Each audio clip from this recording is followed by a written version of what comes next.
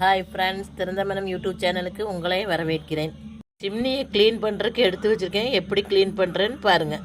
இதில் எவ்வளோ அழுக்கும் எண்ணெய் பிசுக்குமா இருக்குது பார்த்தீங்களா? எப்படி ஈஸியாக க்ளீன் பண்ணுறதுன்னு சொல்கிறேன். அதில் கொதிக்கிற தண்ணியை இதில் ஊற்றி விடணும்.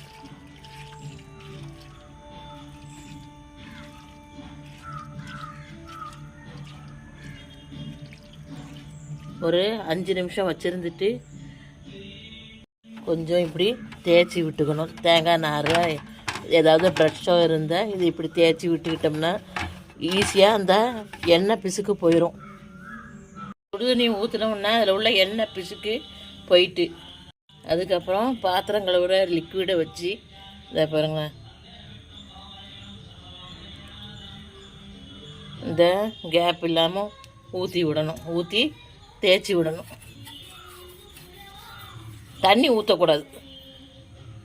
நல்ல இடுக்கெல்லாம் தண்ணி ஊற்றாமல் தேய்ச்சி வைக்கணும்.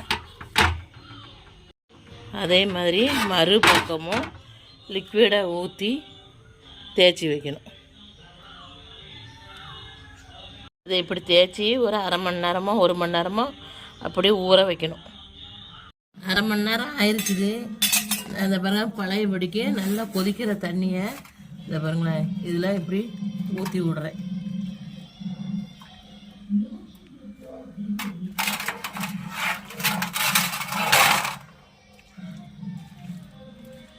ஊற்றி விட்ட உடனே இதெல்லாம் போயிடும், அழுக்கெல்லாம் போயிடும். சுடுதண்ணி ஊற்றுனதுக்கப்புறம் இதை பாருங்க நல்லா நீட்டாக இது மாதிரி தேங்காய் நாரோ ப்ரஷ்ஷோ எடுத்து தேய்ச்சி கழுவிக்கலாம்.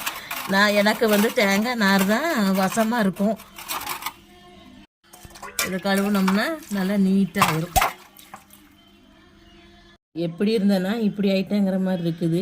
இந்த மெத்தட் ஃபாலோ பண்ணி ஈஸியாக நீங்களும் க்ளீன் பண்ணலாம். தேங்காய் நார் யூஸ் பண்ணும்போது அதோட நாரெலாம் இந்த இடுக்கில் மாட்டாமல் பார்த்துக்கணும். இது எனக்கு காய வச்சு மாட்டிக்க வேண்டியதான். இந்த வீடியோ பிடிச்சதுன்னா லைக் பண்ணுங்கள், கமெண்ட் பண்ணுங்கள், ஷேர் பண்ணுங்கள், மறக்காமல் சப்ஸ்கிரைப் பண்ணுங்கள். தேங்க்யூ.